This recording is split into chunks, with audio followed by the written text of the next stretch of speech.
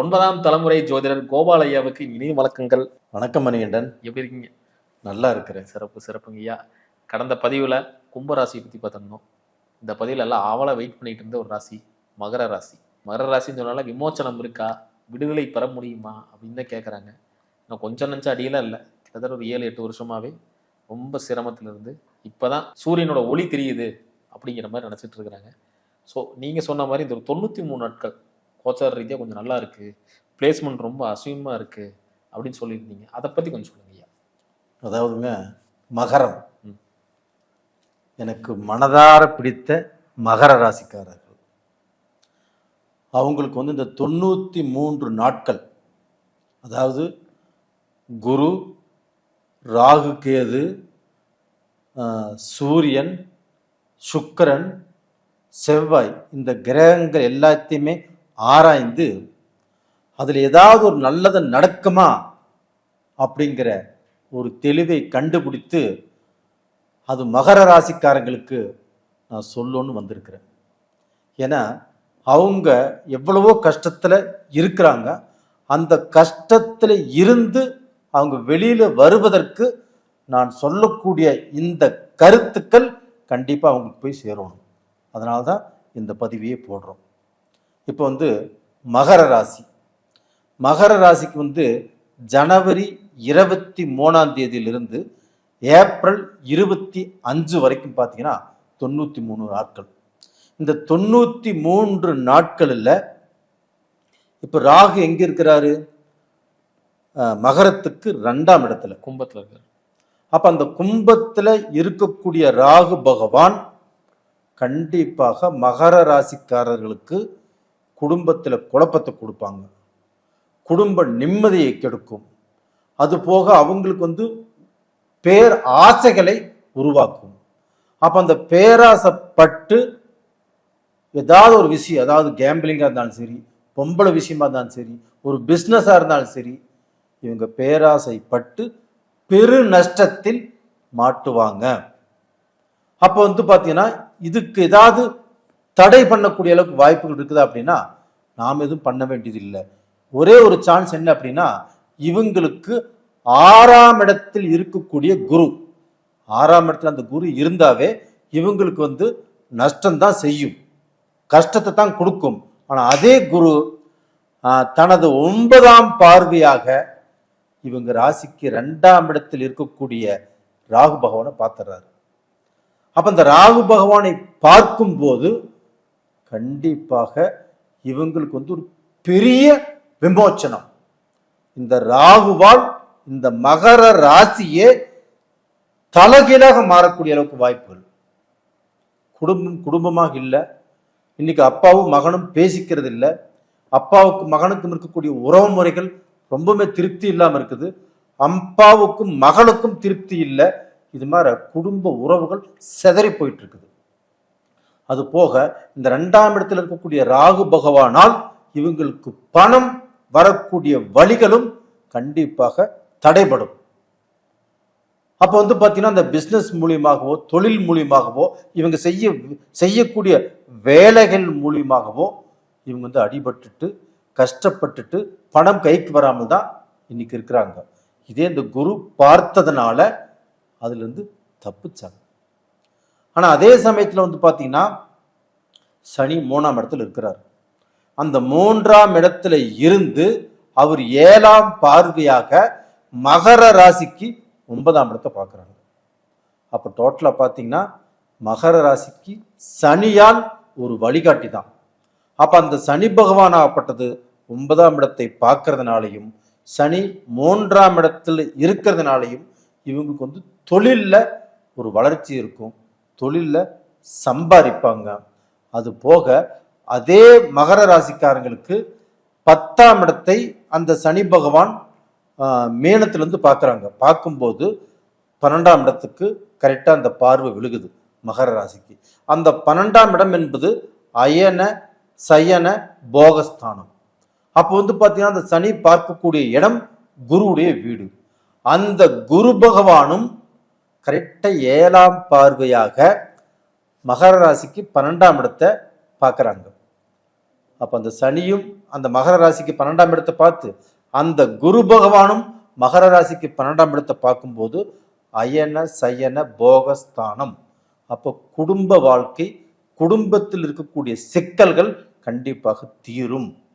அது போக அந்த குடும்பத்தில் நிம்மதி இல்லாமல் சந்தோஷம் இல்லாமல் இருப்பாங்க இல்லையா, இந்த குரு பார்வையால் சனி பார்வையால் கண்டிப்பாக அவங்க இழந்த சந்தோஷத்தை மீண்டும் திரும்ப அடைவார்கள்.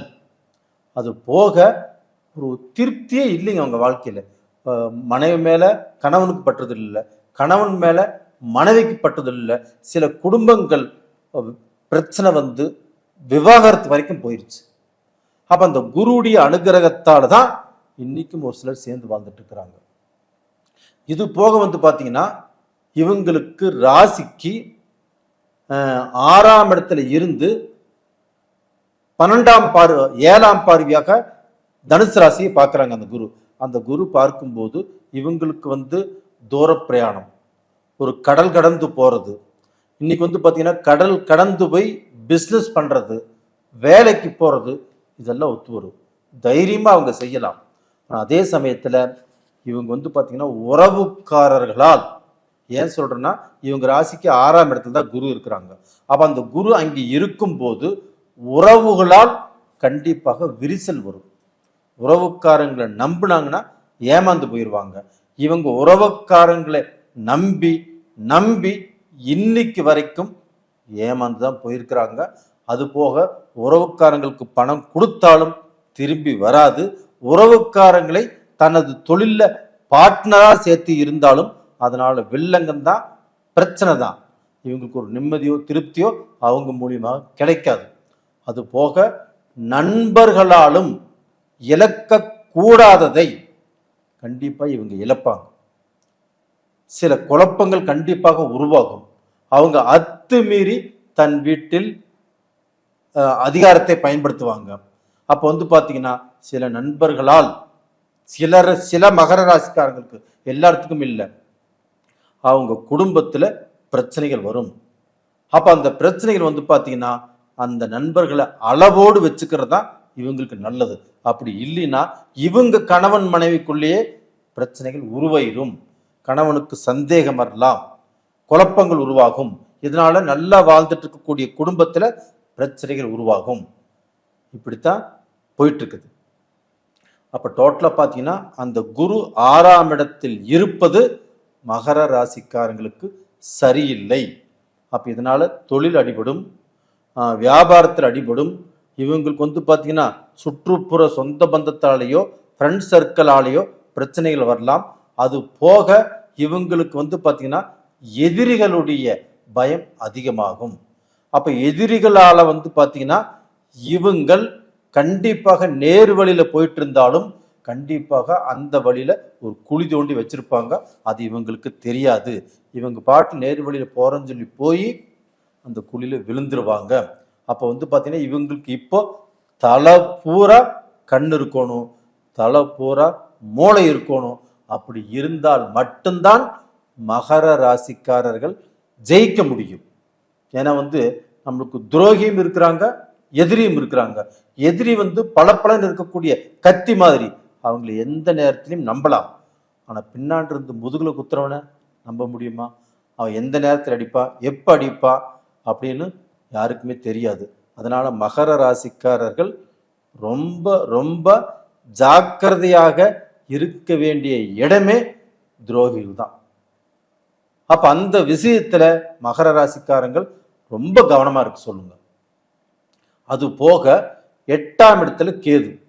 இந்த 8ஆம் இடத்துல கேது இருக்கும்போது மரண பயம் கண்டிப்பா வந்து பாத்தீங்கன்னா அவங்களுக்கு வந்து கடன் பெருசாகும். இந்த சமயத்துல கோயில் குளத்துக்கு போக மாட்டாங்க. அது போக வந்து பாத்தீங்கன்னா இவங்களுக்கு கேவலம் உருவாகும்.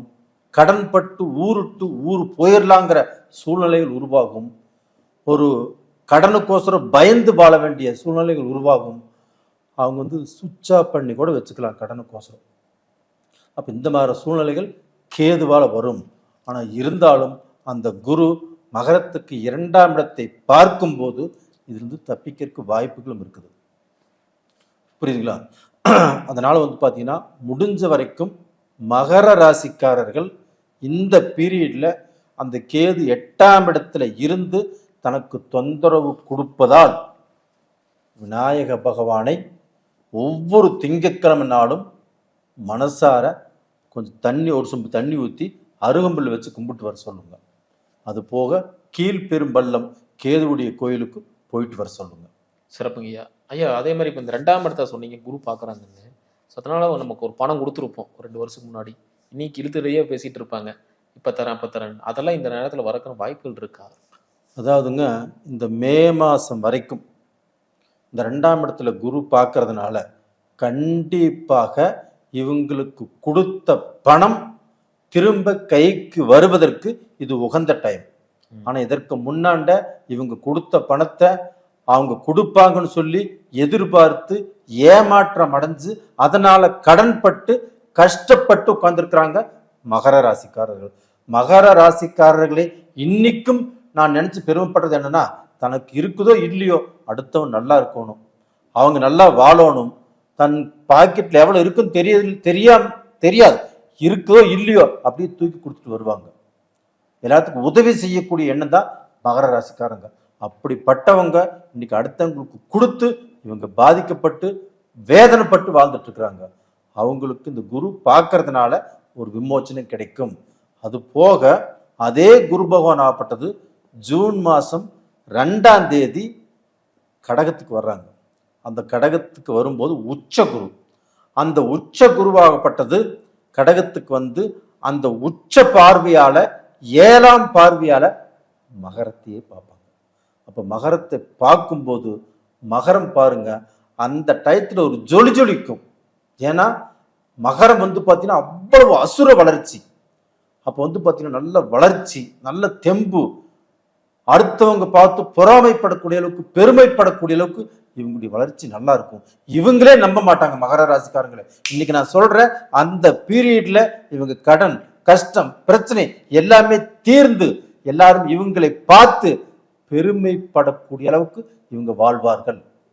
அது போக இப்ப ஜனவரி மாதம் 15ஆம் தேதி அந்த செவ்வாய் பகவான் ஆகப்பட்டது உச்சம் பெற்று மகர ராசிக்கே வர்றாங்க. அந்த பீரியட்ல சுக்கிரன் மகரத்திலையும் இருப்பாங்க, கும்பத்திலும் இருப்பாங்க. அப்ப அந்த சுக்கிரன் ஆகப்பட்டது மகரத்துக்கு 5ஆம் இடத்து அதிபதியும் 10ஆம் இடத்து அதிபதியும் ஆகிறாங்க. அப்ப அந்த சுக்கர பகவான் ஆகப்பட்டது மகரத்துக்கு நட்பு கிரகம். அப்ப அந்த சுக்கர பகவான் வந்ததுனால கண்டிப்பாக 5ஆம் இடத்துக்குரிய கிரகம். அப்ப அறிவு, திறமை, இவங்களுக்கு வாய்ப்பு, இவங்களுக்கு முன்னேற்றம் எல்லாத்தையுமே கொடுக்கும். அது போக அந்த சுக்கிர பகவான் இவங்க வாழ்க்கையில ஒரு நிம்மதியையும் கொடுக்கும். அது போக சுபகாரியத்தையும் பண்ணி வைக்கும். இது எல்லாத்த விட இவங்க வாழ்க்கையில எந்த குறை இருந்தாலும் அந்த குறையை தீர்த்து கொடுக்கும். அதாவது மக்கள் குறை யாருக்கெல்லாம் இருக்குதோ அந்த மக்கள் குறை இல்லாத அளவுக்கு அந்த குழந்தை பாக்கியம் அந்த குறை இருக்குது இல்லைங்களா, அந்த குறையும் இந்த சுக்கிர பகவான் தீர்த்து கொடுப்பாங்க. அது போக செவ்வாய் பகவான் இந்த மகரத்துல வந்து உச்சமாகி இந்த பீரியட்ல அவங்களுக்கு அளவுக்கு அதிகமான வேகம் இருக்கும், சுறுசுறுப்பு இருக்கும், பயங்கரமான நம்ம சாதிக்கணும், சம்பாதிக்கணும், நல்ல நிலைமைக்கு வரணும், இந்த பிசினஸ் பண்ணணும், அவனை போய் பார்க்கணும், இவங்களுக்கு காதலிச்சே தீரணும், இவங்களுக்கு கை பிடிச்சே தீரணும், இப்படிங்கிற வேகம் ரொம்ப ஜாஸ்தியா இருக்கும். அப்ப வந்து பாத்தீங்கன்னா அந்த வேகத்தை கொஞ்சம் குறைச்சுக்கிட்டு கொஞ்சம் நிதானத்தை கையாண்டால் மகர ராசி ஜெயிக்கும், என்னைக்கும் வின் பண்ணும். சிறப்பு சிறப்புங்க ஐயா. தொழில் பண்ணிட்டு இருக்காங்க அப்படின்னா எக்ஸ்டெண்ட் பண்ணலாமா இந்த காலத்துல? தாராளமா எக்ஸ்டென்ஷன் பண்ணலாம். ஏன் பண்ணலாம் அப்படின்னா 2ஆம் இடத்தை குரு பார்க்குறாங்க. அதே சமயத்துல 5, 10 கூடியவர் சுக்கிர பகவான். இவங்க 2 பேரும் நல்லா இருக்க, சனியும் நல்லா இருக்கிறாங்க. அப்ப அந்த குருவுடைய பார்வையும் இவங்க ராசிக்கு 12ஆம் இடத்தை பார்க்குறாங்க. இது எல்லாமே நல்லா இருக்குது. அதனால்தான் இந்த 93 நாட்களும் எல்லா விதத்திலையும் மகரத்துக்கு சாதகமாக இருப்பதால் மகர ராசிக்காரர்கள் எதில் போய் நின்னாலும் ஜெயிப்பாங்க. இந்த குரு மட்டும்தான் இருக்கக்கூடிய இடம் சரியில்லை. இது அதே சமயத்தில் அந்த குரு இருக்கக்கூடிய இடம் இல்லைனாலும் அது பார்க்கக்கூடிய இடங்கள் நல்லா இருக்குது. இந்த கேது கொஞ்சம் தடை பண்ணுவார். அப்ப அந்த கேதுக்கு தான் வந்து பாத்தீங்கன்னா நான் வந்து விநாயகர் கோயிலுக்கு இல்லைன்னா கீழ் பெரும்பள்ளம் கேது பகவானுடைய கோயிலுக்கு நான் போயிட்டு வர சொன்னேன். கண்டிப்பா செய்யலாம், சிறப்பு, கண்டிப்பா நல்லா வருவாங்க. சிறப்புங்க. ரொம்ப அருமையா சொன்னீங்க. மீண்டும் அடுத்த காணொளியில் சந்திக்கலாங்க. நன்றிங்க. ரொம்ப நன்றிங்க மணிகண்டன்.